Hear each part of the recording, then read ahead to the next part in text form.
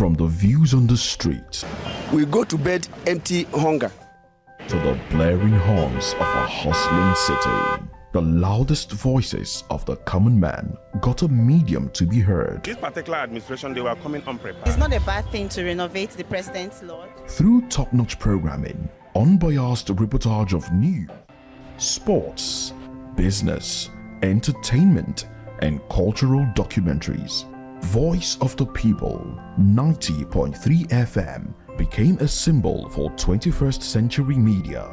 And now, a new baby is born. Voice of the People Television, VOP TV, youthful, full of vigor and penchant for excellence in the continent's media space, exposing the wrongs, applauding the rights, dissecting the news without fear or favor, through factual and accurate stories and contents. Corruption kills three things that makes a society.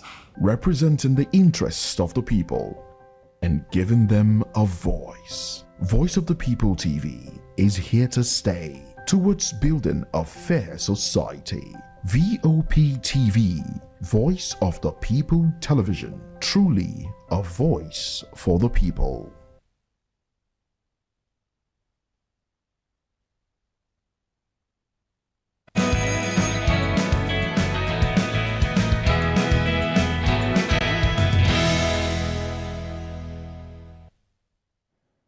Well, it's a beautiful Saturday morning, and I bid you welcome. Good morning and welcome to the Morning Buzz and Voice of the People Television. I am David Edwin. Well, today I definitely will not be dancing alone. I have, of course, my colleague who would be joining me in the cast of the show. And of course, on the show this morning, we'll be looking at American Congressman accusing USAID under Barack Obama and Biden's administration of funding Boko Haram and other terrorist groups.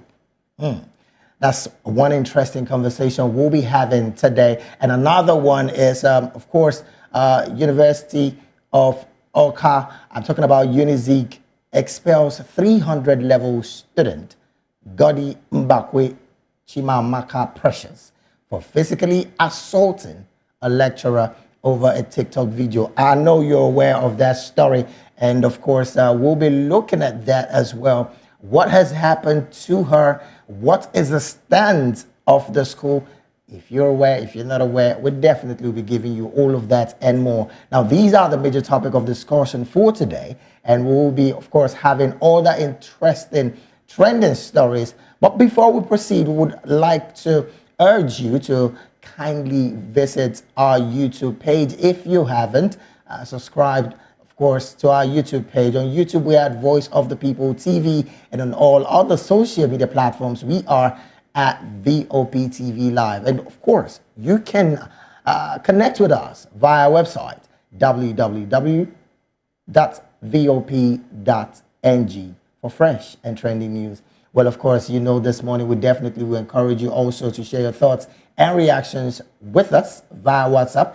And the number to do that is 0904-473-2605. Of course, with us, you know, you have more than just a voice. Well, let's get to it almost immediately. We'll be trailing some interesting trending conversation that did make the round yesterday, and one of such is, of course, the Binance executive Tingran Gambaryan, who did accuse Nigerian lawmaker, of course, for what he termed to be a bribery case.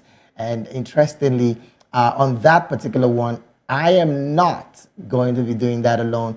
I have with me in the studio presently Mr. Peter Anosike, who is, of course, Voice of the People TV's in-house political affairs analyst. A very good morning to you, sir. Good morning to you, and thank you for having me. All right, let's get to it almost immediately. Like I said, we'll be trailing some very trending topic. Now, the Binance executive, Tingran Gambaryan, accused Nigerian lawmakers and top officials of demanding bribes from the cryptocurrency company. And he claims the State Security Service, that's the SSS, was involved in a $150 million demand by 3 lawmakers overseeing anti-corruption matters and alleged that National Security Advisor Nuhu Ribadu sought billions to fund his political ambition.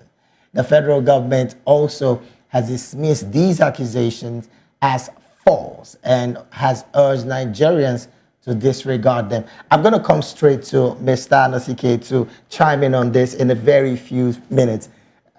What do you make of this, basically? Let's start from there.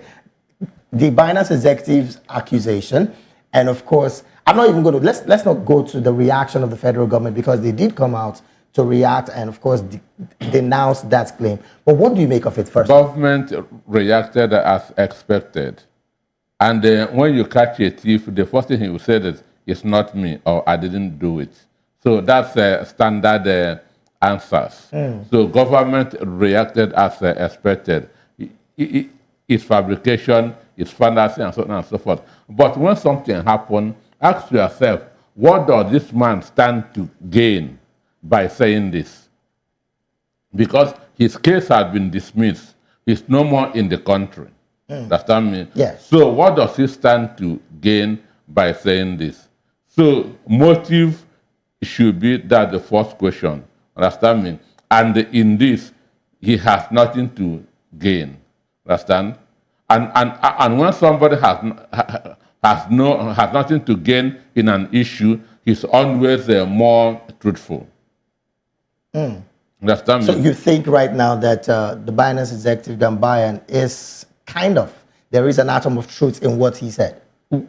Mind you that when President Bola Tinubu went to Qatar, he told them that if any of my ministers come and ask for bribe from you, let me know. Let me know. Which means this thing do happen. Understand me? So I'm trying that to lay a foundation. Yeah. So what he said is not strange. It has been happening before, and it will still continue to happen. Now, interestingly, you would, of course, recall that Mr. Gambayan was released by the federal government sometime around October last year on the grounds of humanitarian and, of course, high-level diplomatic intervention.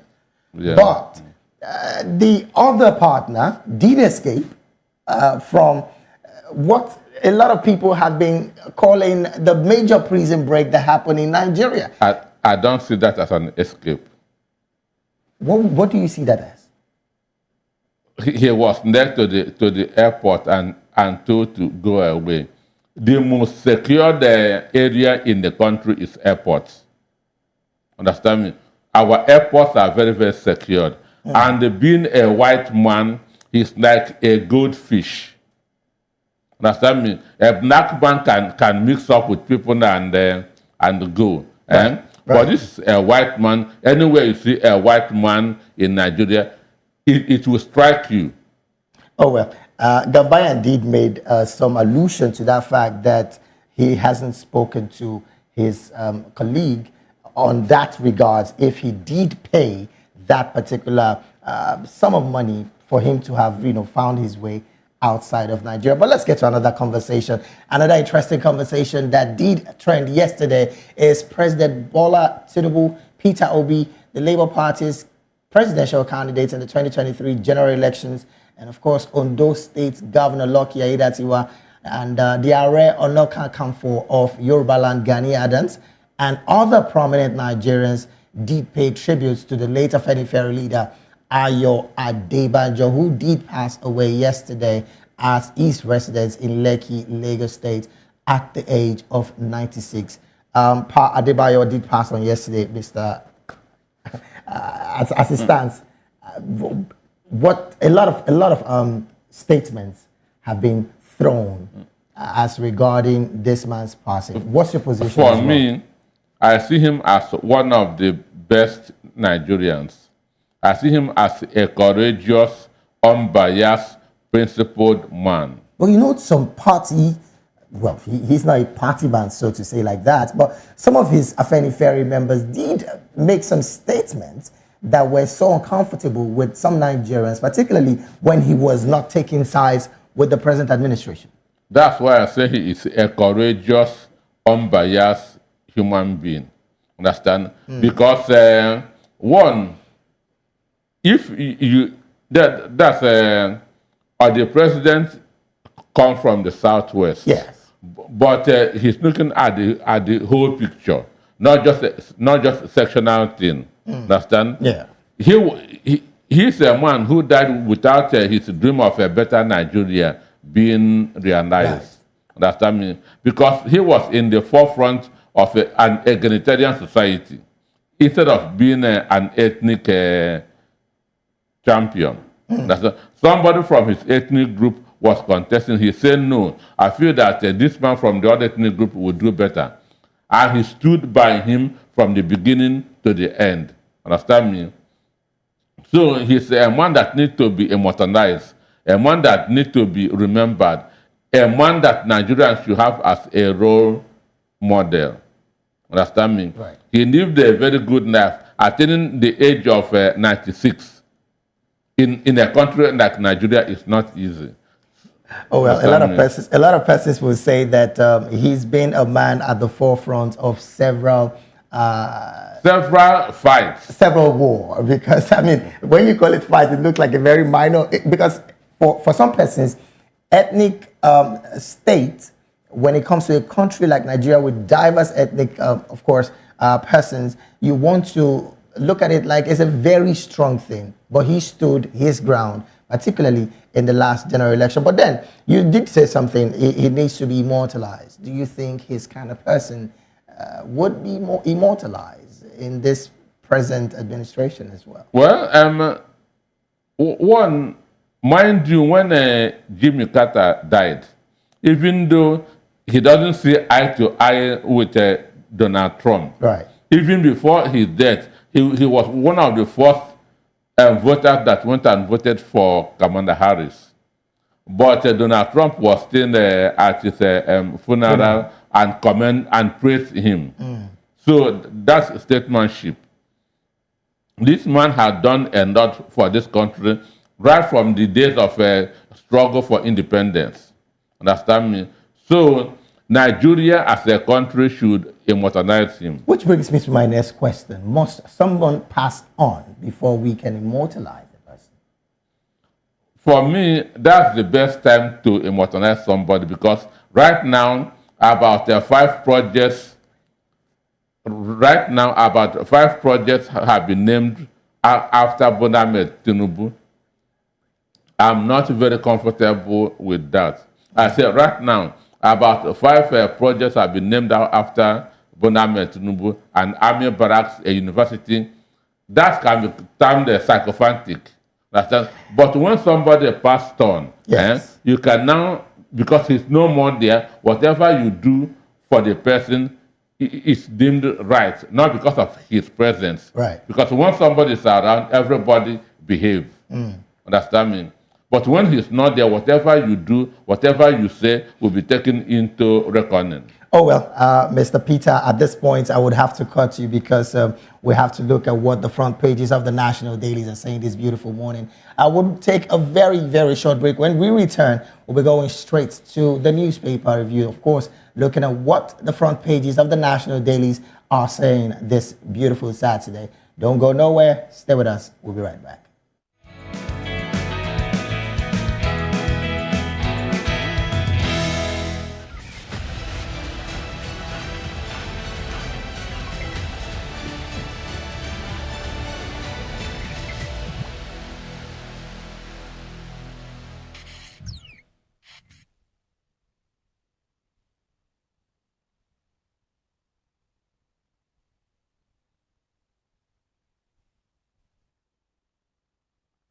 Welcome back. Straight up, we just dive straight into, yes, the newspaper headlines, and of course, looking at what the national dailies are saying this morning. I still have with me in the studio Mr. Peter Anosike, who is, of course, Voice of the People TV's in-house political affairs analyst, and of course, one who is a major economist in this country. I'm going to start off with the front page of the Saturday Independent, where the banner headline here is totally talking about, of course, a lot when it comes to something that some Nigerians would want to really, really get very interested in. The front page here of the Saturday Independent states 63.35% obtains credits in maths, English as NECO releases 2024 SSCE external results. Interesting one there.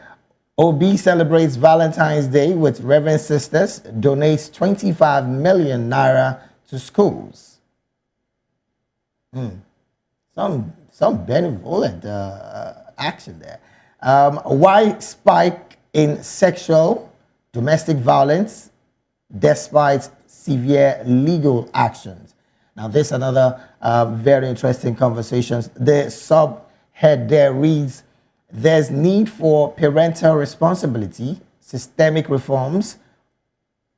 Okpara SAN is saying this.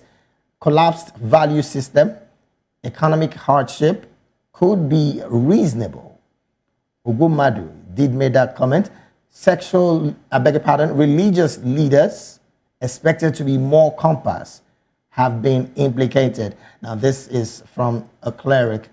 Above that banner headline there, you see another headline that reads, police in Rivers arrest man for hacking friend to death over missing phone. Quite an unfortunate story. Also there you find Nigerians mourn Afenifere leader Ayo Adebanjo. Above the nameplate there are some headlines there. Adegoke's mother 4 years after Ife hotelers lament death of patronage. And the subriders there, you find Adedoyin's Hilton hotels under lock and key. Admission into tertiary institution owned by him dropped drastically, says former student. Another headline there above the nameplate, you find there, motherhood, the most profound transformative experience of my life. Now this is coming from Tonto DK. And of course, the bottom strip there, you'll find another headline that reads, Tinubu approves upgrade of Yaba Tech to university. And the final headline in the front page of the Saturday Independent there, Nollywood was my refuge in time of need. This is coming from Foluke Daramola Salako. Mr. Peter, at this point, which of these headlines would you want to chime into? Let's get to it immediately. Well, we've talked about the myth of elder statesman Adebanjo. So the sexual harassment thing, because right now there's a moral decadence in the society. There's a very strong moral. The family is spending, the church is spending, government is spending. Now, I'm going to ask you, who would you blame this on majorly? Some persons have blamed it on poverty, which, of course, is practically the reasons why parents go to work to provide for their family. But from your view, who would you holistically blame all of this on? Well, everybody is from a home. Yes. And the foundation of everything is important. Once the foundation is not right, understand? Yes. That's nothing works. So since the foundation of everybody is from the home, when we fail to get it right in the home, we have lost it.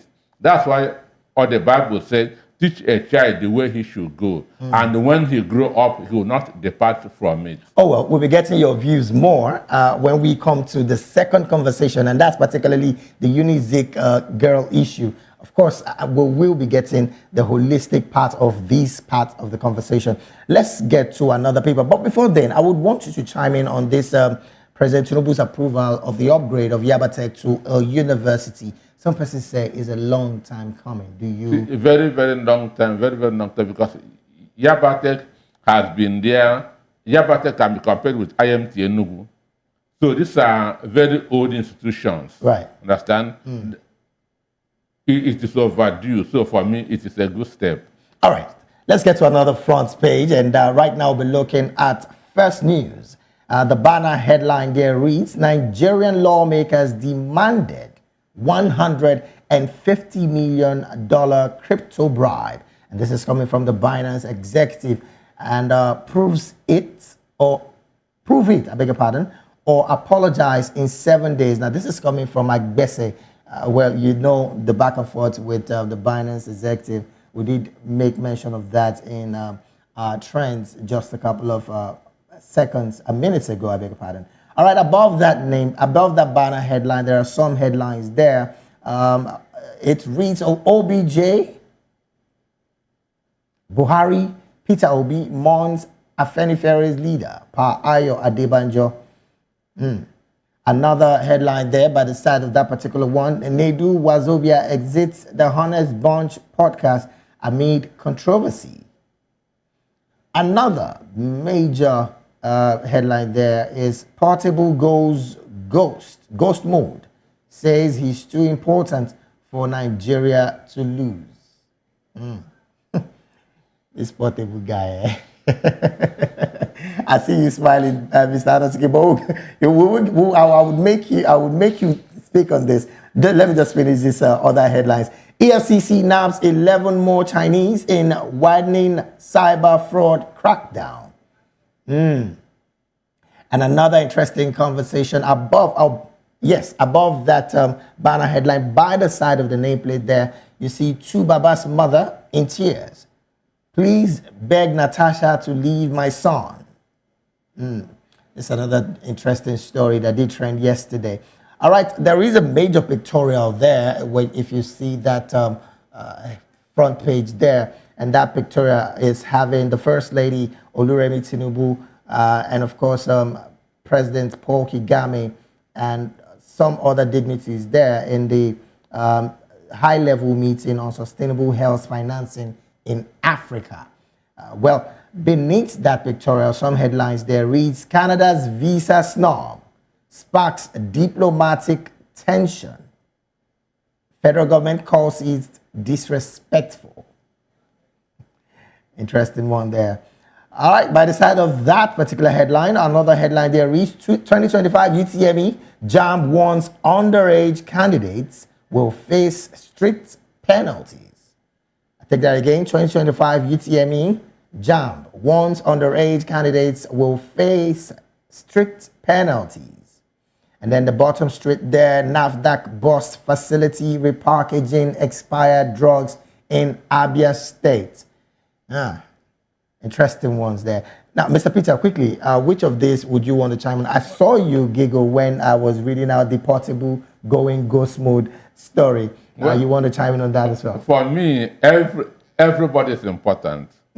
Everybody is important. So, but he is reaffirming his own importance, that he's too important for Nigeria to lose. So, but the truth is that everybody is important. What do you think would be the reason for him wanting to just go ghost mode? I understand that he's had some situations with the Ogun State government. Yes. Would that be the reason? His property. So they are now looking for him because, understand? So he is in hiding now, understand? So that's more like the reason why he goes ghost mode. Okay. Any other thing you want to chime in here? On the 2025 UTME, yes, underage candidates. For me, it should be the issue of qualification. Understand me? Because I have gone through the JAMB curriculum. There's nothing like age there.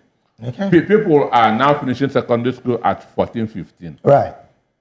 So the issue is qualification. Are you qualified for this exam? Because JAMB, even WAEC, did not stipulate age. So this issue of age, for me, it will lead to people now trying to falsify their age. So a child, I've interviewed a Nigerian who got admission at North Virginia University at 14. Oh, wow. So if it's in Nigeria, it means she has to falsify his age, maybe put it at 16 or 17 in order to take the UTME exam, which is not good. Mr. Anuske, I would like to ask you, do you think that Nigeria's curriculum when it comes to education needs to be rejigged, and of course a major reform should come in? For me, it should be thrown into the dustbin. It's outdated. Okay. It is very, very outdated. I'm not talking of rejigging. It should be thrown into the dustbin. It doesn't meet 21st century Standards. At all. Because a lot of persons really have said the Nigerian curriculum needs to truly be rejigged and possibly thrown away, just like you said, because a lot of young Nigerians seem to be pretty brilliant than what they are experiencing now. Looking at this underage part candidates that would face strict penalty, JAMB again is affirming what a lot of Nigerians are complaining about. Now, you just said a 14-year-old did get an admission to North Virginia University. In Nigeria, how possible is that? I know that in private universities, yes, you can do that, but in public, it's not. But everywhere, there's a saying, once you are good enough, you're old enough. That's what I mean. Once you are good enough, you're old enough. You are old enough. J.D. Vance, Donald Trump, vice president, is 40 this year, and may become president at 44. So you cannot say that a 44-year-old man cannot be president. So once you are good enough, you are old enough. Interesting. Well, that's about where we'll have to wrap up the newspaper review. Just, of course, reviewing the headlines this beautiful morning. But then we'll be coming back to it later on in the course of course, the programs right here. We'll dive into the major conversation this morning. American Congressman accusing USAID under Barack Obama and Joe Biden's administration for funding Boko Haram, other terrorist group. Details of these and more after this break. Stay with us.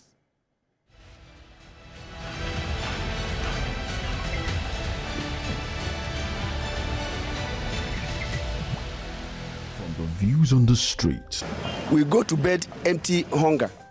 to the blaring horns of a hustling city, the loudest voices of the common man got a medium to be heard. This particular administration, they were coming unprepared. It's not a bad thing to renovate the president's lawn. Through top-notch programming, unbiased reportage of news, sports, business, entertainment, and cultural documentaries, Voice of the People 90.3 FM became a symbol for 21st century media. And now, a new baby is born.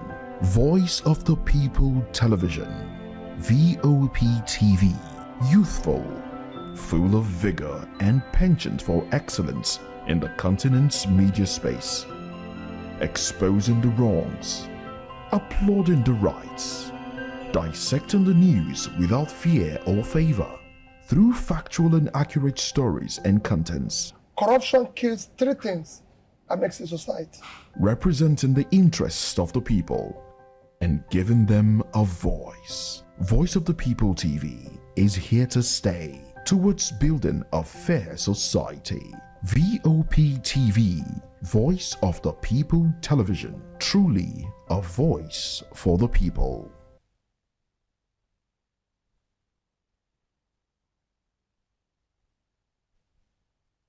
Are you ready to connect with distinguished Nigerians around the world? The Diaspora Perspective is here to share the views of Nigerians in the diaspora on burning issues. From the street of New York, the royal cities of London, and the bustling cities of Europe, Voice of the People Television brings to you a roundtable and collage of interesting views from Nigerians in diaspora. Join the host of the show and some Nigerians in diaspora, Dr. Damages, the flagship, Show, and KJ, as they discuss the experiences, challenges, and triumphs of Nigerians living abroad. Discussing and analyzing everything from politics, culture, policies, career success, and how Nigerians are staying connected to their roots. Showing every Saturday by 2 p.m. West African Time and 9 a.m. Eastern Standard Time. The Diaspora Perspective, giving a voice to Nigerians abroad.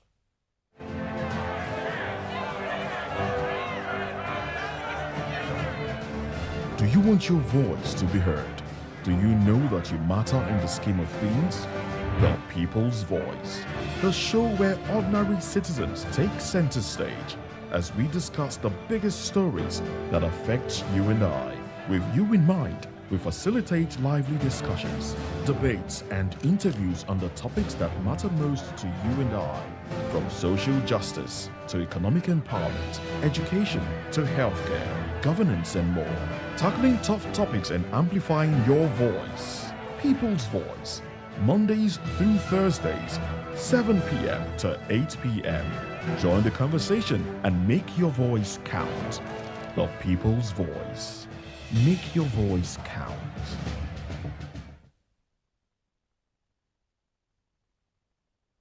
Health is a state of complete physical, mental, and social well-being of an individual. It's the fundamental right of everyone to enjoy the highest attainable standard of health, without distinction of race, religion, or political belief. On VOP TV, we bring you Health Check, a show that x-rays different health issues and provides solutions with the help of experts in the medical field. Join us every Tuesday from 2:30 p.m. to 3 p.m. on Health Check. Health Check on VOP TV. Your health, our priority.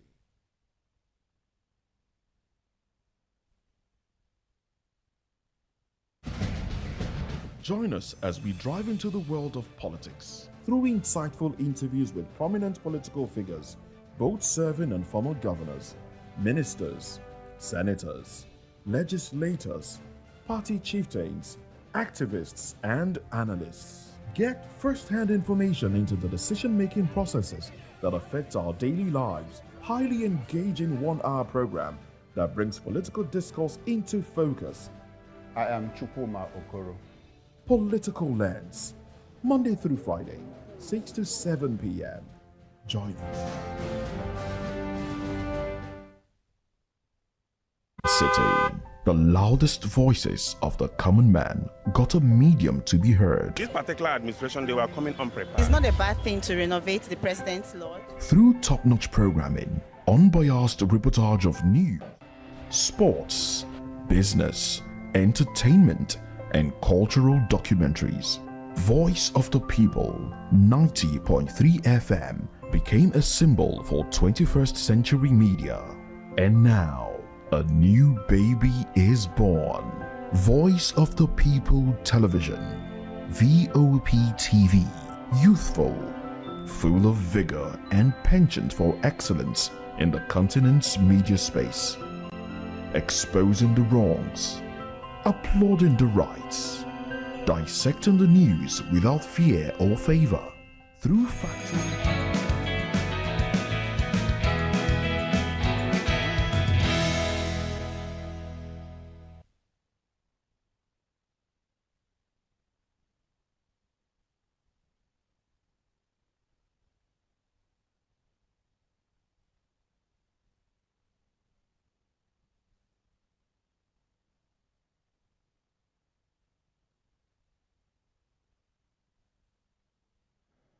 Welcome back. It is still the Morning Bulls right here on Voice of the People Television. We'll get straight to the conversation proper. And like I said earlier, I wouldn't be dancing alone. Of course, you know, I would have my colleague here with me. But before all of that, a U.S. Congressman has accused USAID of indirectly funding terrorist groups, including ISIS, Al-Qaeda, and Boko Haram, through its $697 million annual budget under the Barack Obama and Joe Biden's administration. Representative Scott Perry made this claim during a congregational hearing, alleging that some of the agency's funds ended up supporting extremist training camps. The subcommittee investigating government spending created by former President Donald Trump and led by billionaire Elon Musk has faced backlash for allegedly interfering with federal agencies like the USAID. Interestingly, the controversy escalated as Mr. Trump repeatedly labeled USAID corrupt, while Mr. Musk described it as a radical left viper's nest engaged in rogue intelligence operations and secret bioweapons research. These claims remain unproven, and critics argue they are politically motivated attacks designed to discredit the agency.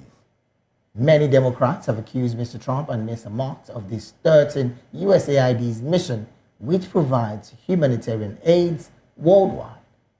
Meanwhile, Nigeria continues to battle terrorism, particularly in the northeast, where Boko Haram and its offshoot, ISWAP, remains active. Despite military efforts, the insurgency has lasted nearly 2 decades, with experts warning that the external funding plays a major role in its persistence. The Nigerian government has yet to respond to Representative Perry's allegation, but the claim is substantiated, could have significant diplomatic consequences as well. Well, you know how this goes, but we still have in the studio with us Mr. Peter Anosike, who is an economist and, of course, Voice of the People TV's in-house political affairs analyst. And joining us right now is Honorable Fatima Mohammed Bashir, an advocate for equality and good governance. Of course, she's joining us in the studio, and joining us, of course, virtually from our Benin studio is Blessed Omegbe Jato, who is a political advisor to the UN and ECOWAS peace support operations. Well, gentlemen, we'll call you gentlemen right here in the operation. Good morning to you all. Good morning. Thanks for having me here. And of course, joining me again is my colleague, Dave Funke. Beg your pardon. What's up? you don't make me now want to do this thing. How you doing? Adefuke Jaisimi. Nah, you used to want to call you. I just wanted to stay on that. A very good morning to you. Well, good morning to you. I'm doing well. With all this news, I mean, you just have to do well. Because if you don't do well, you might be unwell. Oh, well, let's get to it almost immediately. But before we get to this conversation, we'd like to have that video of Representative Scott Perry, and of course, where he's made these accusations and allegations. Let's have the video just in a bit. Get some of that money. Does that name ring a bell to anybody in the room? Because your money, $697 million annually, plus the shipments of cash funds madrasas, ISIS, Al-Qaeda, Boko Haram, ISIS Khorasan, terrorist training camps. That's what it's funding. If you think that the program under Operation Enduring Sentinel, entitled Women's Scholarship Endowment, which receives $60 million annually, or the Young Women Lead, which gets about $5 million annually, is going to women who, by the way, if you read the Inspector General's report, is telling you that the Taliban does not allow women to speak in public. Yet somehow you're believing, and American people are supposed to believe, that this money is going for the betterment.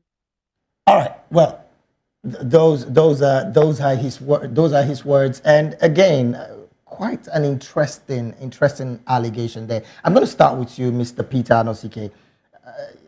This funding, it comes every year, and again, if we're going to go for accountability, quite a number of African countries might not account totally for this funding. First off, what do you make of his statement before we go into the core part of this conversation, which is the fact that the USAID has been suspended, that particular funding has been suspended by Donald Trump. Let me hear what's your take of this allegation. Scott Perry was reading a report. He was reading a report that was given to him. Compiled and found out. Yes. That's an investigation. Yes. And mind you, an agency might have good intention, but those at the other end might be misdirecting or misrepresenting the intention of the agency. Understand? Because USAID has done noble in different parts of the world. Right. Understand me? But you may give somebody something, he will use it and do what you did not expect, or what that organization does not represent. All right, let me come to Honorable Fatima. This is an allegation basically yes, on all fronts, and of course to all of the countries who consistently have been having the USAID funding. First off, this level of allegation, it also brings to memory the saying of a particular leader in Nigeria that said, if insecurity persists more than 48 hours, the hand of some persons in government is a part of it. Now, your personal take in this allegation, and what do you think basically might come up after all of this is unveiled totally? Thank you so much. My personal take is, if you know the US very well, they do not have baseless accusations. They are very, very, very, very careful in laying accusations or claims to anything. They are thorough. So I would like to say that, I mean, personally, for me, like Mr. Anosike has said, they might, USAID might have very good intentions, and maybe during the process of disbursing, they, channeled the funds wrongly or whatever it is. But the truth is, insurgency has taken almost 2 decades, right? So if USAID has saying that these funds that we've channeled into Nigeria for such and such and such purpose, do they have like a monitoring and coordinating team in USAID that is monitoring the funds coming in? They are meant to be monitoring the fund and saying, okay, these funds that we have disbursed, how has it been used? He said something about $60 million for women who speak or something about women. And the truth is, the part where they are disbursing most of these funds for are parts where you say that women are seen, not heard. They do not have a voice. Right. Their silence sometimes might be louder than whispers, but that silence has been killed on the inside of them. So what is the money being used for? So if America as a nation, I said they are thorough people, I expect that they would have done due diligence and ensure that this funding, so I'm not going to make any excuse for them that, oh, they are probably giving people and they are not disbursing. They are meant to have a monitoring and coordinating team that will ensure that this money is disbursed, to the letter, to the last dollar, how they want to disburse. So if for 2 decades insurgency has persisted and somebody has come out after a compilation of some reports to say that, well, we have found out that this money has been used for this and this, I think I want to go with the former president of Nigeria, that something is not right. Oh, well, again, so before my colleague would want to ask any of you guys a question, I'm going to come to you, Mr. Anosike. Again, this is a major allegation. And of course, we know that as it stands, a lot of persons would carefully be looking at the development of this story. Now, in the Taliban, of course, it was alleged, women don't speak in public. So as it stands, there was a funding for women to go to school. So does that mean that even the USAID is aware that some of these funding are not going into what it was sent to be used for? Or is it that it is particularly these countries that receive this money that divert these fundings to some other things? What's your particular position? For me, that's the importance of transparency and accountability. This is an annual budget. At the end of the year, what did you do with the money that was given to you before you can send another one? They talked about money that will build about 120 schools in Pakistan, and none was built, and you continue giving money. But these monies were given on trust basis. And the countries that were given this money are sovereign states that could run for themselves. So if I trust you enough to give you this funding, why are you not? There must be supervision. There must, to ensure that that money is being used for what it is meant for. You cannot be in your air condition office and just keep on giving money every year without knowing what it is being used for. And again, in Nigeria, the chief of defense staff said that some of Boko Haram terrorists that were caught were found with hard currencies. How did they get it? Understand me? If it's with Naira, it's our own money. Hard currency, how did they? So what Scott said confirmed what Musa said about a month ago, that they are being that they are receiving foreign funds, and for them that's up till now, it is true. Okay, let's speak to accountability here. Let's go to our Benin studio where we have Blessed Omoigbe. Speaking about accountability, I mean, one would have expected that for a funding as big as what the US aid is, they should have representatives in every country that they send these monies to. Let's talk about Nigeria now. There are offices in Nigeria, there are people that have been paraded as agencies of the USAID. Do you think that these people have questions to answer? Because these monies must have gone through some agencies and some scrutiny before being disbursed to whatever sectors they were given to. Your thoughts? All right, thank you very much. Let me lay certain things the way they have to be. First of all, I may modify a little with one or two positions, the whole USAID funding. Outside being a political advisor who have been in several conflict situations across Africa,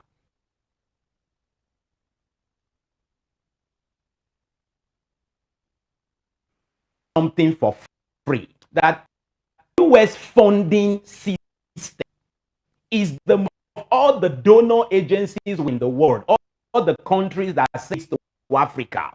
The US have the most complete system and the most strenuous. See, if the US give you 100 naira, even the biro you will buy must come from the US. If you are going to buy a laptop, it must be US-made laptop. That is how complicated and how strenuous their funding is. So when you begin to have this kind of accusation, and those of us that have implemented project and program over the years with the US government knows fully well that if they mistakenly give you a naira, they strain your life with report, with monitoring, they have all of that. Now, I have been of the opinion over time that foreign aids to Africa is a facade, is a scam, is always a cover-up to something more sinister and something bigger.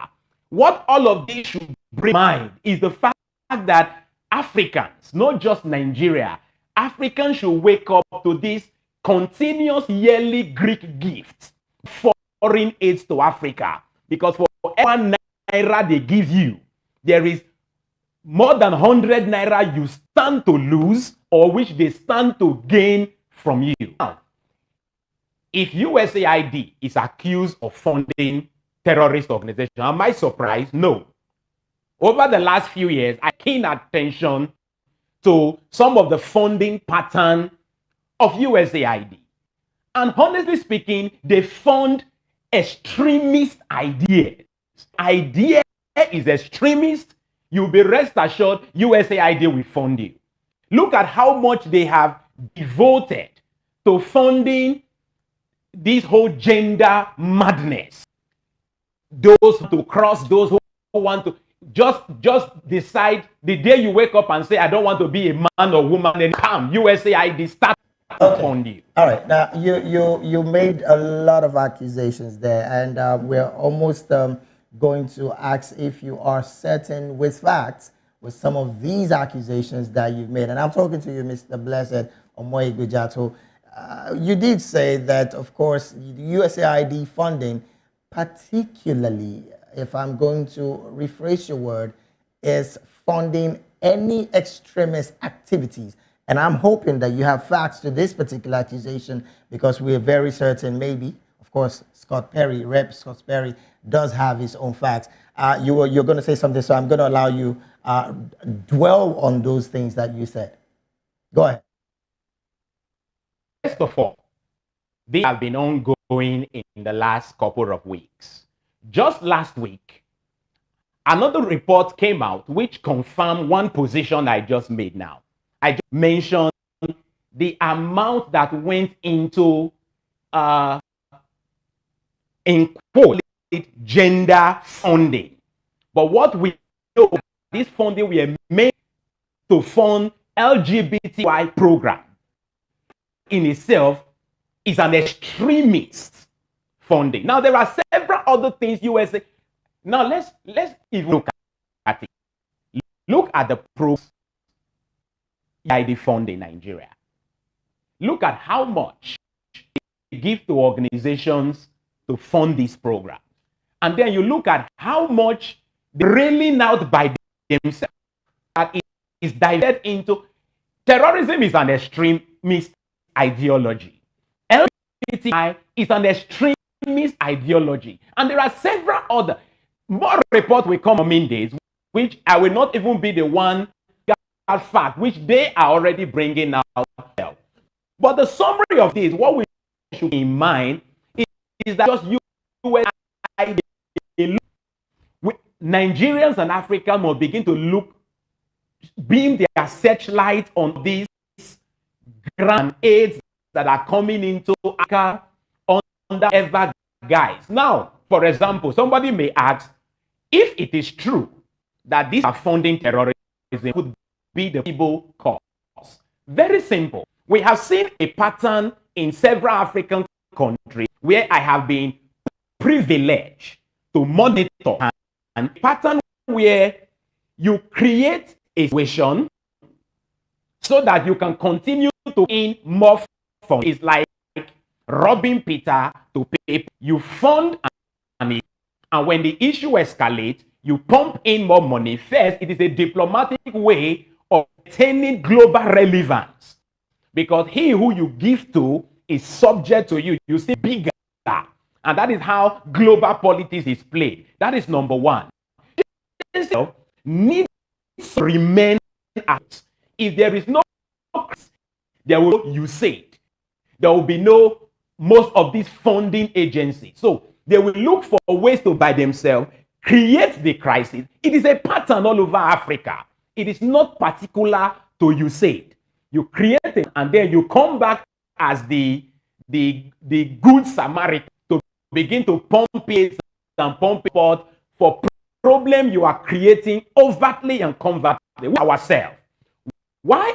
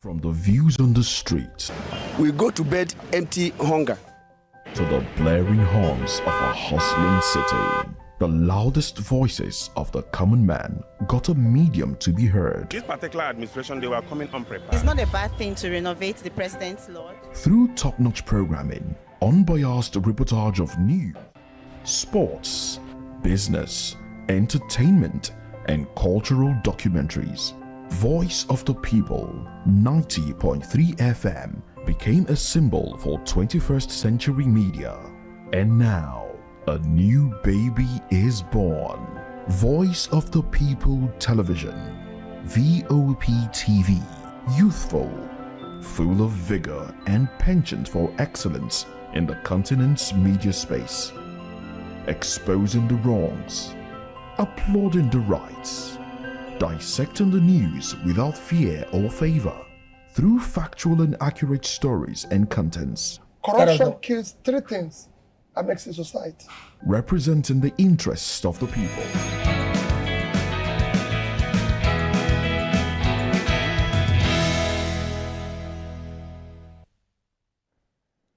All right, welcome back. We sincerely do apologize for that particular technical hitch. And of course, we're glad that we're back. And of course, we're back with you. Now, let's come to the studio. I asked the question earlier, Mr. Peter Anosike. Just according to that revelation by Representative Scott Perry, he did mention that this, of course, is dated back from Barack Obama's administration and, of course, Joe Biden's administration. But if you would recall, Boko Haram has been in existence since 2002. And of course, that is even before Barack Obama's administration started. Yeah. So does that simply mean that the US president before time has been complacent when it comes to USAID to Africa? And let's not forget, Barack Obama is an African that was celebrated as the first black person to be in power in the US. Okay, for celebrating Obama, I remember on the night of the election, I monitored it up to the early hours. The early hours. Yes. It came about some minutes past 5 Nigerian time. Yes. After when CNN projected that Obama would be the next president of the United States, after getting the 270 electoral votes, I shed tears of joy because the dreams of Martin Luther King, Jesse Jackson, and others have become true. Right. A black man is now on the president of the United States. But up to today, I'm still regretting that tears. Why? Because Obama was a very big disappointment to Africa. Very big disappointment to Africa. How do you mean, Mr. Okay, I'll get to that. So on the issue of Boko Haram, yeah. Boko Haram was founded in 2002 in Kanuri. Most of them, Abubakar Shakau, Yusuf, one of them are from Kanuri. So they were doing their religion and everything there, and they were farmers. Understand? Up to 2009, when Muhammad Yusuf was killed, that was when they turned violent. And before then, Barack Obama became president in 2008. Understand me? Mm. So what happened? If you check what Obama did between 2013 and 2014, mind you, they wanted Jonathan to sign this gay rights thing, which Jonathan said no. Right. You remember that? Right. Jonathan said no, I'm not going to sign this. From there, things changed. Remember that Jonathan wanted that to paid for some Tucano jets from the United States. Obama stopped it. Understand me? Remember that the current president then, Ayo Orisa Jaffor, has to take his own private jet to South Africa for arms. It was seized.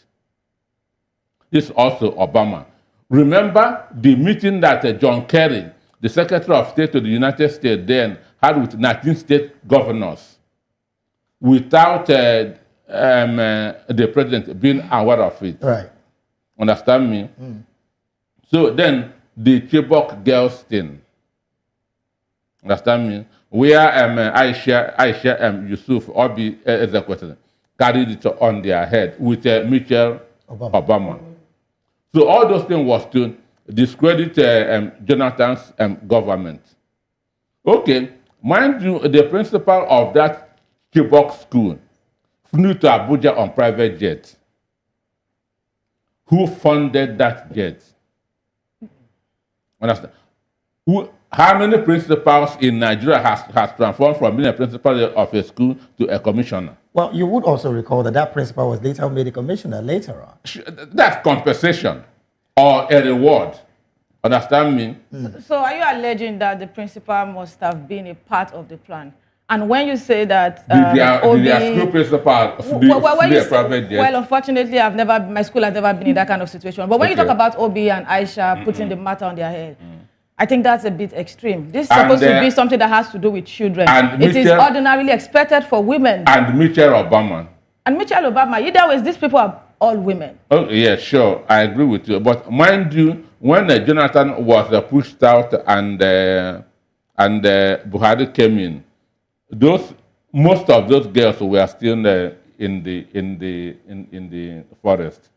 Right, but why did they bring back our girls' crusade? Suddenly died down immediately. Jonathan was pushed out. That's a question that would have to reach out to the convener of that movement to get exactly what happened at that point and what formed their decision.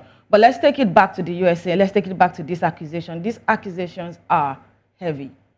And if he has said that, according to Perry Scott, that from Barack Obama's administration down to Biden's administration, in between Barack Obama's administration and Biden's administration, there was Trump's first administration. So are we going to exonerate the fact that that first term he used, there was a stop to the fundings coming to Africa? So what's the justification for these heavy accusations? Or was it part of it at some point? Look, what happened, sponsoring terrorism is not even a new thing. Thomas Sankara was killed by the American government. They used Blaise Compaoré to kill him. So once you are not doing the bidding of America, they will sponsor crisis. They will remove, either kill or the president and put somebody who will be loyal to them. Okay. America has been overthrowing governments in Africa. Okay, let me come to you, Honorable Fatima, here, because these are conversations that we really need clarity on. Speaking on this accusation again, like I established earlier, what happened during Trump's first administration? Because some people have alleged that this might be some sort of politics being played here. We are not saying that these fundings didn't happen, but what was the procedure like? On the part of accountability, what has the US government done in the course of these years? So Trump coming out now to say this, is he going to exonerate his first administration, or his first term in office before Joe Biden came in? Thank you so much, Funke. That's a very dicey question because, I mean, I have been wondering since last night. I'm saying that, okay, what's the motive behind Perry Scott suddenly laying these allegations? That's the first thing. And then the second thing is, like I've said, Trump had done 4 years. In those 4 years, did he not see the loopholes? Did he never have a moment to look into the funding system of the USAID? So what has changed to now? It's only been sworn in a couple of weeks. So is it that in this couple of weeks, that's when he said, okay, set in motion, I want to know what's happening, or maybe somebody told him something, you know, that brought his attention to USAID. Like I've said, I said the Americans are very thorough people. So being thorough and not finding out something of this magnitude for almost 2 decades is a bit worrisome. You know, be that as it may, I'm not going to say that it's for political reasons. Trump to me looks like somebody who is coming back to right his wrongs. He also made some mistakes. He also exhibited racism and some things when he came in the first 4 years. So him coming out to say, well, this is what has happened, I'm stopping this funding, putting it on hold. Trump owes us an explanation to tell us what happened in his first 4 years, how he wasn't able to clamp it in 4 years, and now he's suddenly able to clamp it in a month. It's a very, very big question that he needs to answer. And like Mr. Anosike said, ironically, Boko Haram started from my state, and I'm glad that he has just said it exactly how it is. It wasn't a terrorist group. It was just a group. It was an Islamic sect. Like I said, it started from my state. And something must have precipitated. It wasn't just the death of their leader. Something must have precipitated them and instigated them, because I am a northerner, and like I said, that's my state. So there must be something propelling, something precipitating, something allaying the affairs, and something strengthening them. Now when you say something, the way you say something precipitated all of this, I want to bring the precipitation. I want to, you know, just say, I don't want to go the way of Perry Scott, because I'm not going to sit here and begin to allege things that I'm not sure of. Right. Okay. But he has brought something to the fore. And the general too looks like he's corroborating his story. Sure. And then I listened to the former President Jonathan's interview. You know, they brought it back I was telling my daughter this morning, I said, internet never forgets. What Jonathan was saying, well, I seem helpless. It looks like the Americans have a stake here. It looks like they're ganging up to ensure that I'm removed out of office. Like Mr. Hanosike, said earlier on, once you're not doing their bidding, he was made to sign the gay rights, and he said no, it's not going to work. That's not how we're wired in Nigeria. Right. So he kept saying, he said something the day that the election was, that he was rigged out of being president. He said, the blood of any Nigeria is not worth my fighting for this ambition. As we're meant to wrap up, because we're pressed for time, we want to get to the next conversation. Yeah. What exactly would it take a Nigerian politician? Now, this question is for the both of you, and of course to Mr. Blessed. What exactly would it take a Nigerian politician to be self-willed, to have that strong will to stand the test of time, stand on his decision, and of course, wade out international influence, just like we see Burkina Faso and the likes go that route? What exactly would it take a Nigerian politician to have that self-will? I'm going to start with you before I go to Mr. Peter and of course to Mr. Blessed. Ironically, again, I am a politician, and I've said that the only thing it would take a Nigerian politician is to be forthright. We keep forgetting that governance is to serve the people. But a lot of us have this erroneous impression that governance is to serve ourselves, our families, to enrich our pockets, enrich our lands, and then the greed sets in. I was telling somebody last night, I said, power and absolute power corrupts absolutely. If your intention for vying for a political post or election or anything is for, I'm going there to empower myself, you would find out that there's a lot of, not just you being greedy, you would see the desperation would be so neck, and then you'll be wondering, what is this about? Must you be this? So you look at somebody, a Jonathan, for example. He remains my hero. You see a man who is saying, I am a politician, but I believe in serving my people. I believe in giving them the dividend of democracy. I believe in not saying, I'm not going to make them cry for what they deserve, what is theirs ordinarily. So it takes you to have a conscience. It takes you to be forthright. It takes you to be strong-willed. I salute the African presidents who have liberated themselves and who have singled themselves out and say, my concern first is about my people, not about me. Mr. Peter Hanosike, let me have your thoughts on the same question. There are two issues here. Right. Looking for a job and coming to serve. Okay. Does that mean? So if you are looking for a job, you will be immersed in corruption. Does that mean? So if you come to serve, you have a big picture in your mind. Just like in the United States, Elon Musk is not looking for a job. He is the world's richest man. So he has come to serve. So the mentality of what brought you into a system is what will guide you.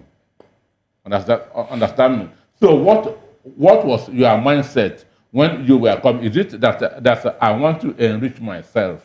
Understand me? I'm coming to empower my people. So what will help African countries, one, is to become independent. Understand me? Is to become, once you keep on borrowing IMF, World Bank, you'll be a slave forever. And that's what the Traore of Burkina Faso has done. Go to hell with your money. Quite unfortunate. And of course, this is a continent that has so much mineral resources. Oh, a lot. And we are yet to identify with our own strengths. Mr. Bless, let's have your parting shots, particularly the same question as we wrap up this first conversation.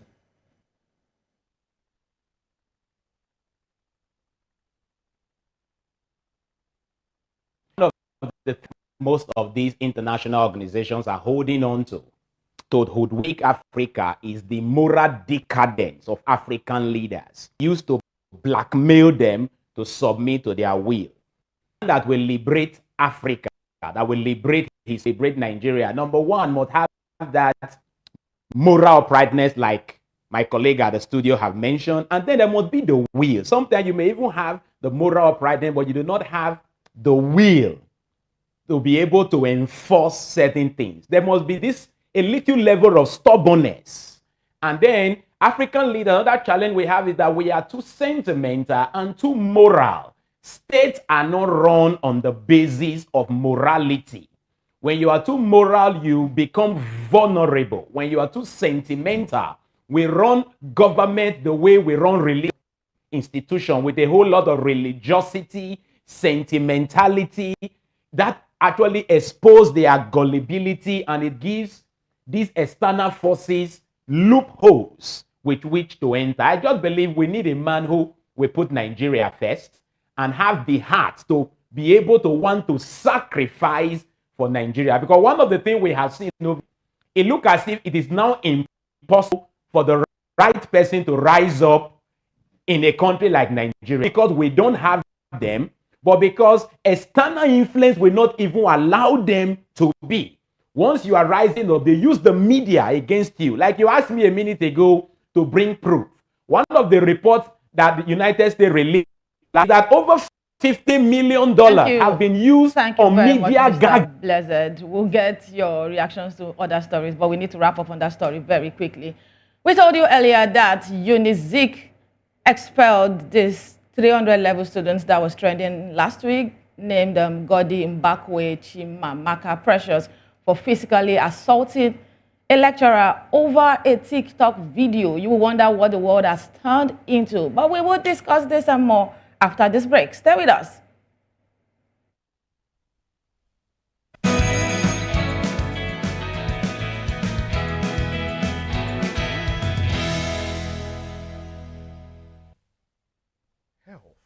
Is a state of complete physical, mental, and social well-being of an individual. It's the fundamental right of everyone to enjoy the highest attainable standard of health, without distinction of race, religion, or political belief. On VOP TV, we bring you Health Check, a show that x-rays different health issues and provides solutions with the help of experts in the medical field. Join us every Tuesday from 2:30 p.m. to 3 p.m. on Health Check. Health Check on VOP TV. Your health, our priority.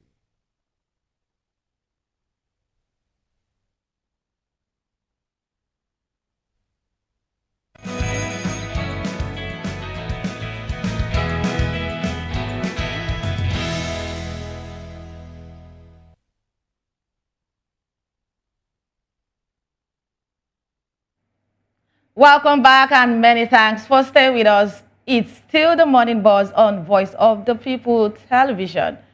Nnamdi Azikiwe University, Awka, has expelled a 300-level student, Godi Mbakwe Chimamaka Precious, for assaulting a lecturer, Dr. Chukwudi Michael Okoye. The university's disciplinary committee found her guilty of gross misconduct after a viral video showed her attacking Dr. Okoye when he interrupted a TikTok video she was recording on campus. The incident sparked public outrage and called for disciplinary action. In an official expulsion letter dated February 13, 2025, and signed by the acting registrar Victor Modebelu, the university confirmed that the decision was based on a thorough disciplinary process. The acting vice-chancellor of the institution, Professor Joseph Ikechebelu, approved the expulsion, ordering the students to leave the campus immediately and return all university property. The university's management also reaffirmed its commitment to discipline and a safe learning environment.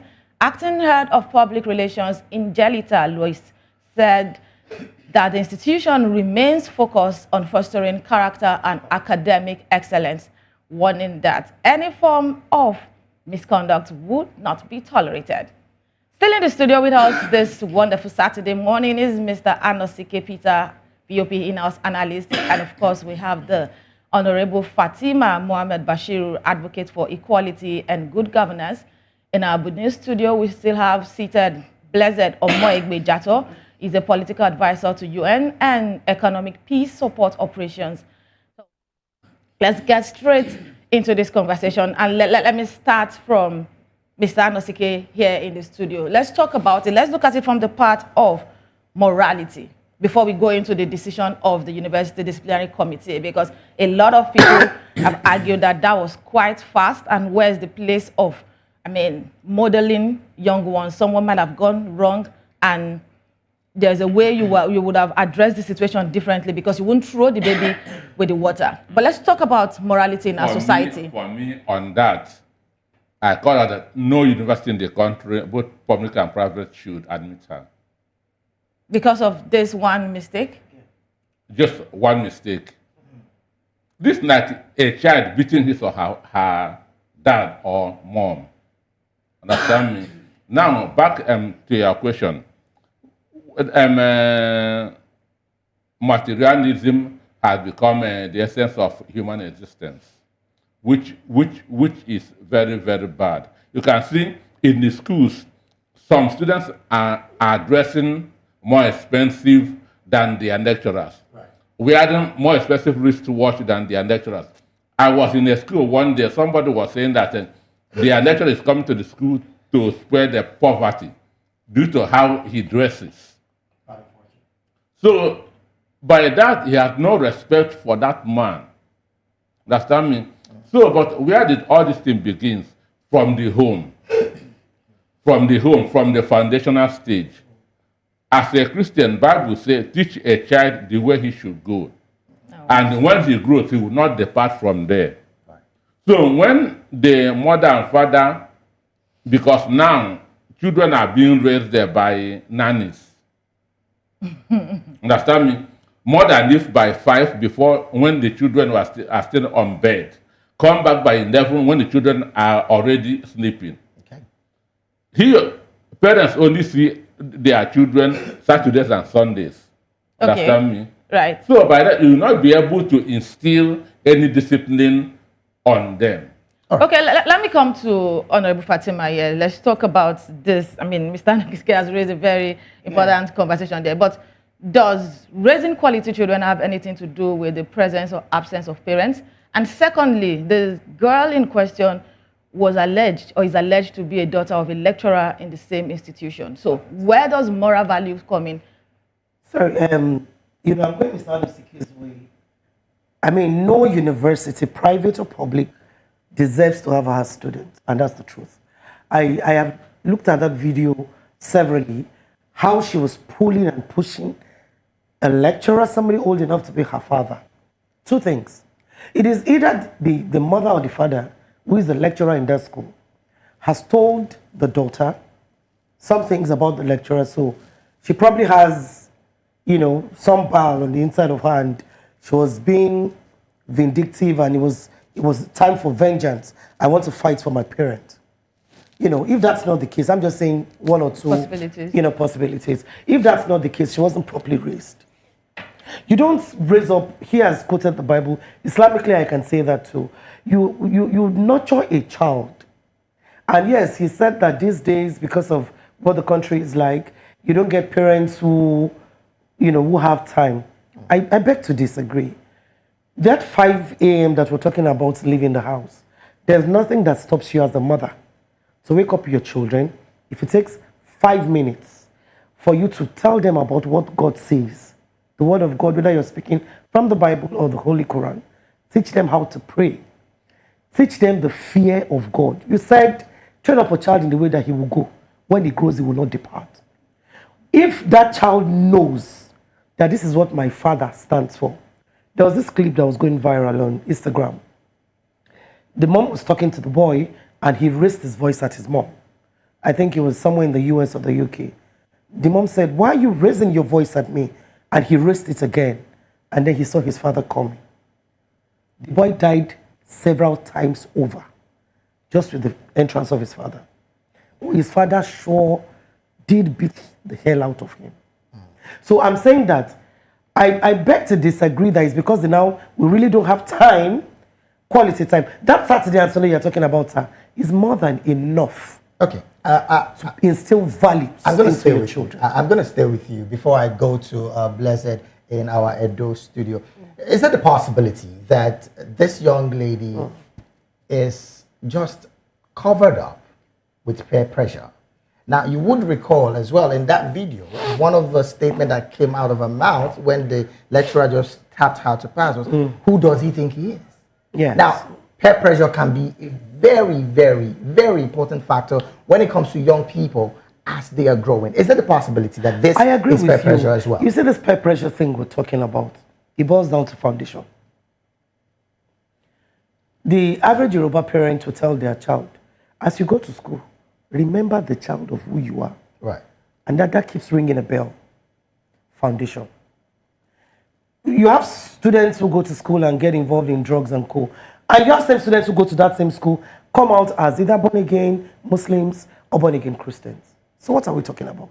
Foundation. All right, let's go straight to our Edo studio where we have with us Blessed, who is, of course, there waiting to chime in on this conversation.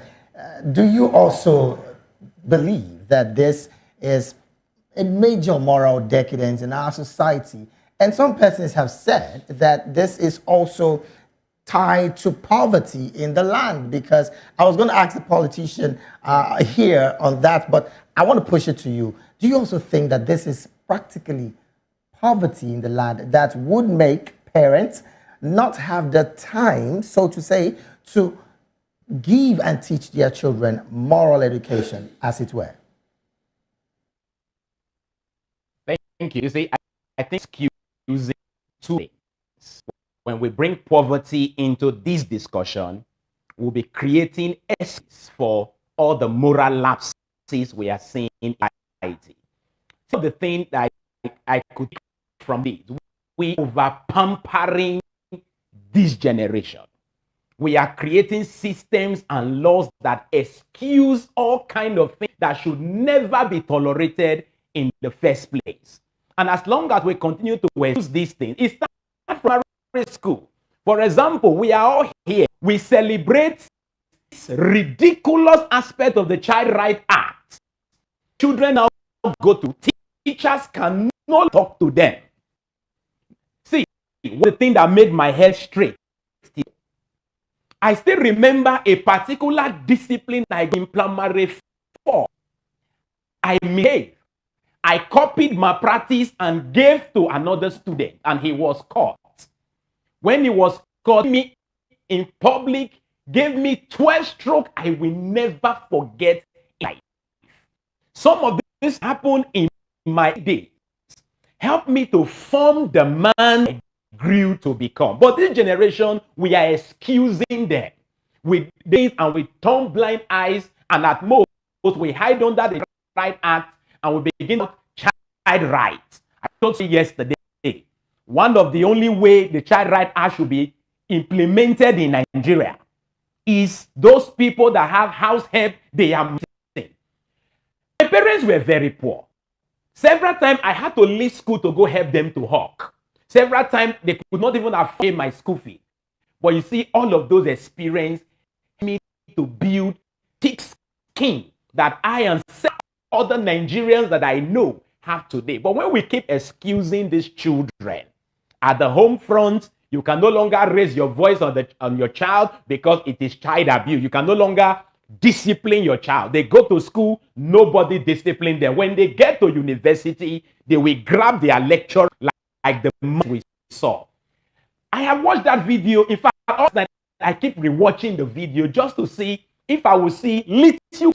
It gets to show that the fact that the mother is a lecturer further complicates the problem, because the lady was acting with a level of recklessness and impudence. After all, that is what I could do the whole thing. After all, what can any do? And when we start raising children like this, sorry, Blessed, let me cut you in there. You mentioned how raising up helps shape the person that you have become today, and you also emphasize on the fact that times have changed and the mannerism at which children are being approached are different from what used to be, say, in the 80s, 90s, and in the early 2000s. But it is what it is. This is where we are at the moment. Saying that a child of a supposed lecturer had to be in that video displaying some level of maybe ill mannerism. What then do we do differently? Because times have changed, like you established. You can't beat children the way we do then. As a matter of fact, you see people going to schools to even harass teachers now when they get to correct their children. Right. And for so many schools now, they even have it in their introductory statements that they give to you that, oh, we don't beat in schools. Because as a parent, I know that at some point, I enrolled my son in a school and they told me that, and I went to meet the owner of the school that, see, my child is different. Beat my child, but make sure there's a reason why you beat that child. It shouldn't be out of personal issues with me, the child, or whatever was heard. And that's a personal thing. But the society has gone away from what it was to where we are right now. How then do we raise or nurture children that have the fear to behave properly in public without having to hit them? Because trust me, hitting children is never the way to go. This is 2025 and we're not going to go back to 1970. Now, if 1970 produce better children, please, why can't we back to 1970? Now, to be an alternative to raising kids. That's what I'm saying. Even in that 1970 you're talking about, there are kids that were properly raised and they don't have parents that beat. So give us an alternative. That's what I'm saying. We are not going to go back to 1970 regardless. But what are the alternative ways? What are the alternative measures that we can introduce to schools, even to families, on how to nurture children that are well behaved and would act right in public regardless of who is watching? Culture. Instead of force me to take maths and English, force me to learn my culture. Because culture is dynamic. Culture has most of the answers to these questions we are having. The problem is we westernize our processes without the preparation, the necessary preparation that is needed to curtail those changes we were making too radically. Now, I'm against globalization and westernization, but we must understand we are Africans. There are things that made us unique and we must find the balance. And one of these balance is still in our culture as a people and as Africans. If we are able to harness the beautiful side of our culture that help us to raise some of the legend that we are still looking up to today, if we are able to harness those aspects of family value system, it is the neglect of culture. That is why today, if your bodies crash you, the next thing couples think about is divorce.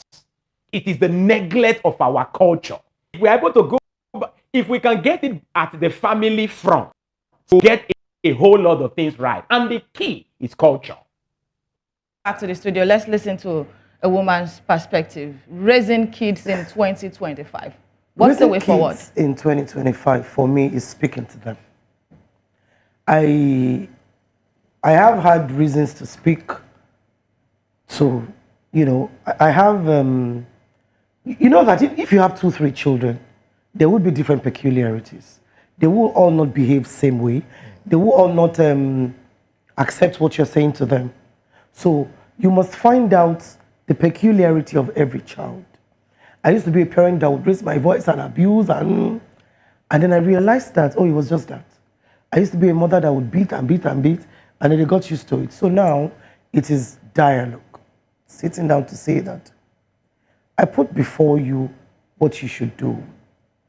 If you're respectful, this is what you will say. Like he has said, culture.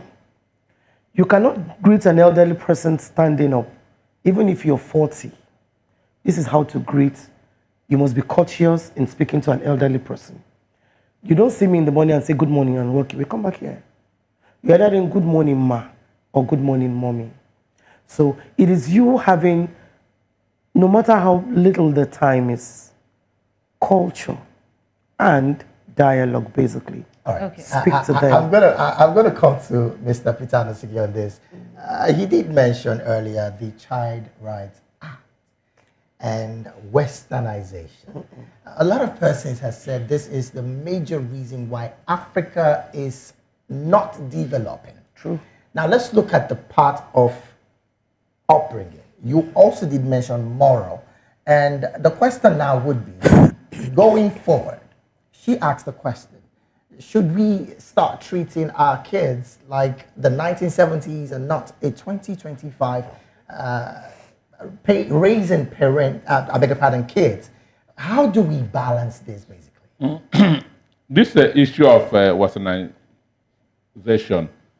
My wife's elder sister is in Texas. Right. Dallas. So she gave birth to her children over there. So her daughter, who was 11 years old, did something wrong. The mother abused her in Igbo language. She called police that her mother is abusing her in a language that she doesn't understand. So they are now struggling over the custody of that child. Oh, wow. Understand me? That she abused her in a language because they were not speaking the Igbo language there. Understand me? Yeah. So the whole problem here borders on foundation. Okay. All right. Once you miss it at the foundational stage, That's it. You have missed it. Okay. Again, it is easier to train a child than to amend an adult. Right. You just answered a major question. But then, let's bring it back to the main conversation. A lot of persons, even the both of you on this day, when of course Mr. Bless over there has agreed that this young lady deserves what she's gotten. Let's look at her mental state presently. 300 level student. That's where she is presently, and she is to be expelled. What can be done to manage such a young person so she does not go into major depression or even committing suicide? Because if we do allow it just slide like that because we want to correct her, maybe, just maybe, it might not go right. I'm going to start with you right now before I go to him. And of course, I think the first thing they should do to her is, like he has said, it is easier to train a child than to correct an adult. The mother has messed up, whether she likes it or not. It's pathetic. You know the way they would say in the Yoruba culture, a good child is the father's child, a bad child is the mother's child. So the mother should have had this notion when she was bringing that child up. And it's so pathetic that the child is a female. So the first thing she's supposed to do now as a mother is to probably just take leave from school, sit with her child. That training that she forgot to train her when she was young, she has to come and start trying to mend and remend and help mend. Anyhow she wants to mend her child. But did you see any possibility of raising children who still turn out to be bad regardless of how much work was put into parenting? I agree with you. There are children who are raised properly, who are nurtured with the word of God and still end up misbehaving. As a parent, don't ever forget to return the children back to their maker. He's the one that gave them to you. If you have an errant child, whether you like it or not, and then it seems like, I've done everything for this child. I've scolded, I've spoken, and then he's doing something. Just take it back to God in prayer. At this point, it's just prayers. All right, let's have your response. Nothing more. The mental state of this girl and what can be done to help her as well. That decision was taken as a deterrent. Definitely. Understand me? Which to me is a right decision. Because precedent is always very, very important. Very key. Understand me? So then for her mental state, that's what she has to, one, accept that she did wrong. Because when somebody refuses to accept responsibility, he or she will not want to change. So if she's willing to accept that she did wrong, then her parents must force her to go and apologize to that lecturer. Even publicly. Even though she's no more in the school. She should do that, understand me? Then they should know a kind of, that's a mental shift. That's what she needs. Right. Mental shift. Going to start all over again, as Madam said. Oh, well, Bless, all the way. Let's have your final thoughts. And of course, what do you think can be done to help this young lady who, of course, at this point, in fact, there is no negotiation. Her mental state would not be in the right place right now. But what do you advise going forward? And of course, your final thoughts as we wrap up this conversation. Well, it is a pathetic situation that we are where the penalty has been given, the law action has been like the other two persons at the studio have said. I totally her healing must start with first realizing the seriousness of what she has even done. There is choices, actions, and consequence. For every choice you make, every action you take, there is a consequence. And this is a consequence.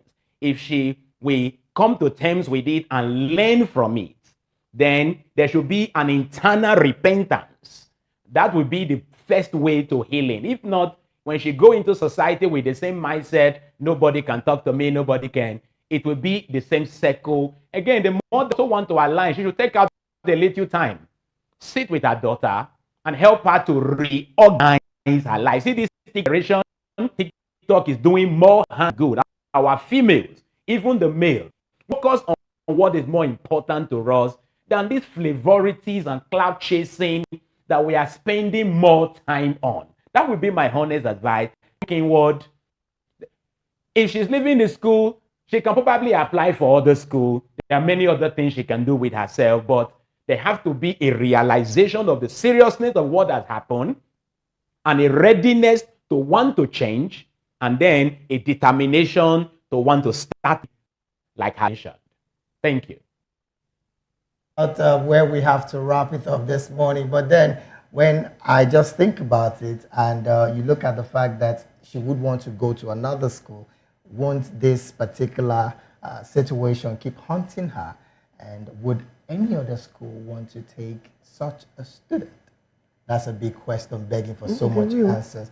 Well, thank you so very much, gentlemen, for being here. We've been talking with Mr. Peter Anosike, who is Voice of the People TV's in-house political affairs analyst, and of course, an economist who is, of course, having a major reputation in that particular field. And with Honorable Fatima Mohammed Bashir, advocate for equality and good governance. And of course, in our Benin studio, we had Mr. Blessed Omoegbe Jato, who is a political advisor to the UN and ECOWAS Peace Support Operation. He also was part of this conversation. I want to say thank you so very much, gentlemen, for being here. All right, we got to go. Well, we definitely are not closing the show. We have to take a quick break. When we return, we'll be looking at interesting trends that did happen during.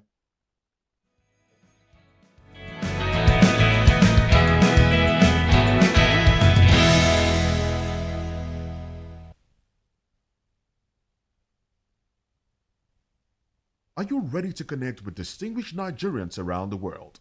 The Diaspora Perspective is here to share the views of Nigerians in the diaspora on burning issues. From the street of New York, the royal cities of London, and the bustling cities of Europe, Voice of the People Television brings to you a roundtable and collage of interesting views from Nigerians in diaspora. Join the host of the show and some Nigerians in diaspora, Dr. Damages, the flagship, Show, and KJ, as they discuss the experiences, challenges, and triumphs of Nigerians living abroad. Discussing and analyzing everything from politics, culture, policies, career success, and how Nigerians are staying connected to their roots. Showing every Saturday by 2 p.m. West African Time and 9 a.m. Eastern Standard Time. The Diaspora Perspective, giving a voice to Nigerians abroad.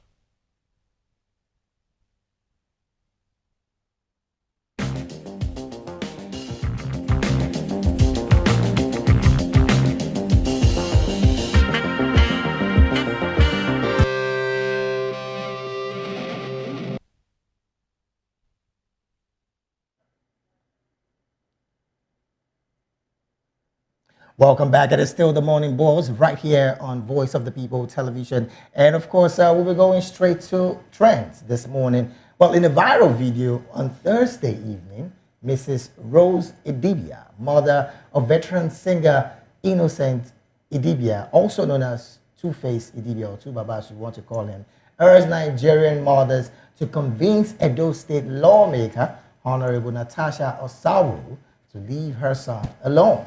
She claimed that Two-Baba was not in his right senses amid his ongoing divorce from Annie Macaulay Idibia, a development that has added fuel to the controversy surrounding his personal life.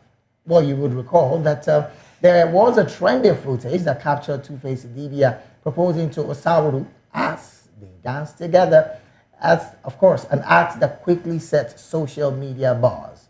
Osauru, a grandchild of billionaire Chief Gabriel Igbinedion, was seen accepting a ring from the singer before the pair shared a long embrace, with Two-Face signaling his intention to further pursue the relationship.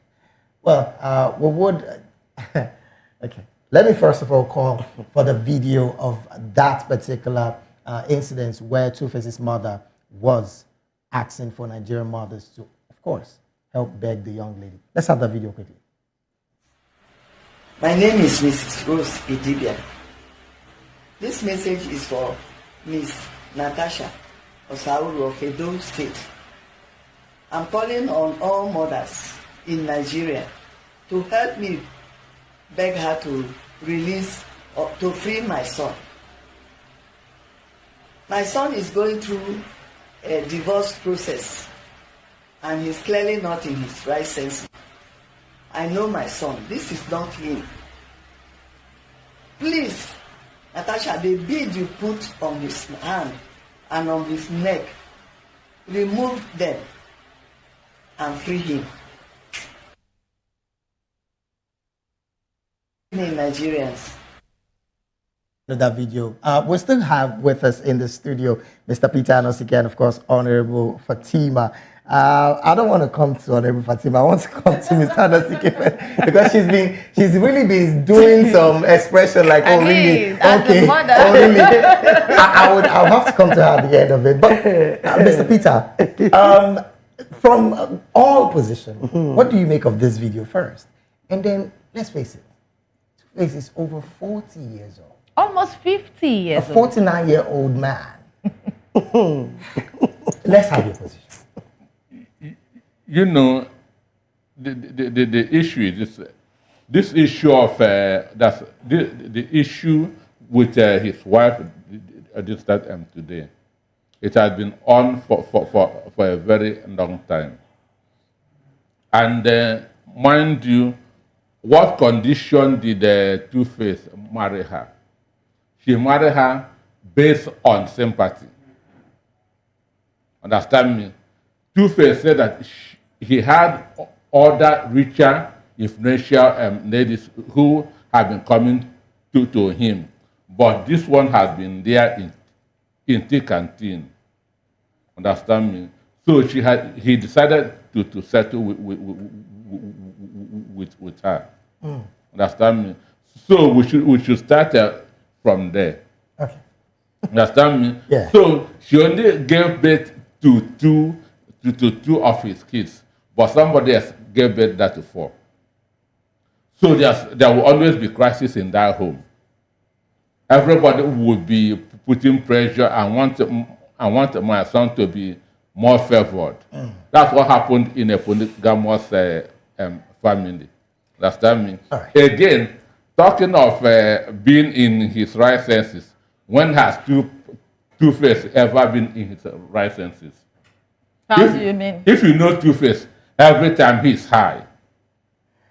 All of us are living in first stack. Understand me? All of us are living in the same first stack. Right. And right now, his businesses are not doing well.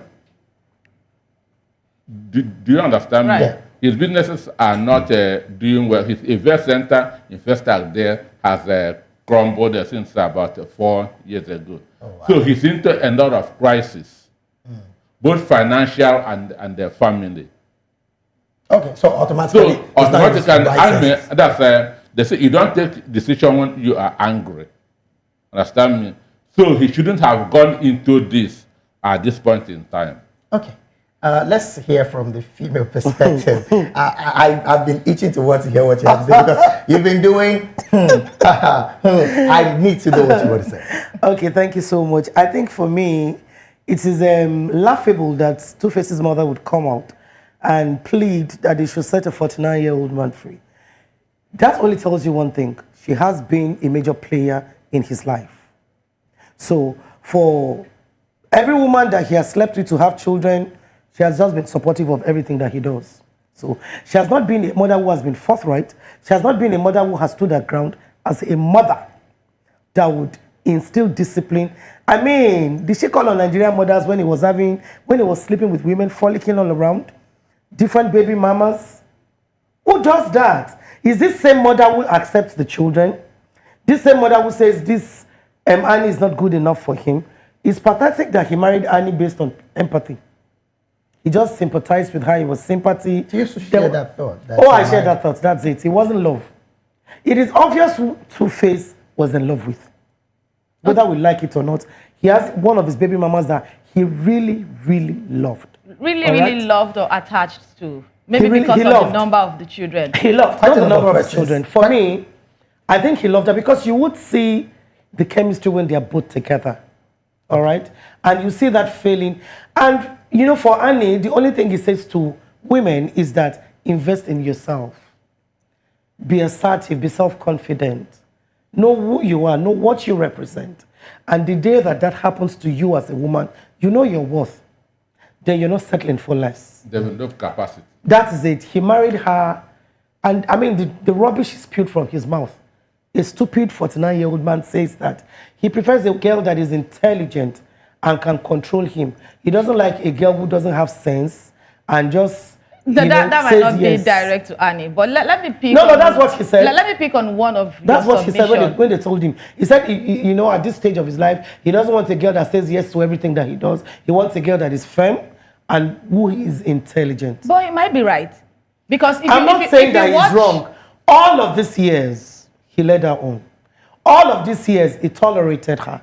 All of these years, everything that she did was for him. Her life was about him. You were the one that talked about PTA. Yes. And talking about all of these years. Yes. If you watch the reality show that brought their marriage into this very big mess, you would see that Annie was constantly bashed because she did not have any substance to herself other than That's exactly being what I've said. I said, but I want you to react. I want you to react to that statement where you said that the mother has been accepting every child that was born. The mother accepts everything that he does. What would you have done differently if a child, as a mother, if a woman has a I child? am on air, I make bold to say this. As a mother, I would have told my son. My son would have known where I stand. There are none of my, ironically, I have more sons than, you know, I would not allow you. When you have brought a woman home and say, this is where I want to marry. That's why I keep telling them, are you sure? Is this your final bus stop? You are very sure. My son knows that you cannot bring a girl who is a girlfriend to me. I don't want to know your girlfriend. Okay. I want to know the girl you are ready to settle down with. But he wasn't talking marriage when he had these kids. These children were all before his marriage to Annie. These children were children that his mom knew that he had different relationship with. Yeah. And she didn't mind. Okay. He was bringing them at different times. Okay, sorry, let's go to our Benin studio. Sorry. 30 seconds. 30 seconds. Okay, if you listen to Michael Jackson's son, Billie Jean, yes, he said that his mommy told him, don't go around breaking young girls' hearts. That's it. That his mother told him, don't go around breaking his young mother girls' has failed hearts. as a mother. She should accept her failure and not call on us. She should cry by herself. Let's go to Benin quickly. Mr. Bless, let's have your final thoughts on this trend. No, it's Mr. Bless people that are holding Two-Face. Mr. Bless should tell us. Let's have your thoughts. Help us release Two-Face from Mr. Bless. Well, it is quite unfortunate that I am from Edo, so he's going to be our in-law, no doubt. But I'm also quite, the mother did not just make a plea, she made a direct accusation. And that is what I really want us to pay attention to. She was specific in something she said. The bead you put on his neck and in his hand. It tells you a mother like Honorable Fatima mentioned who have been involved in his son's life.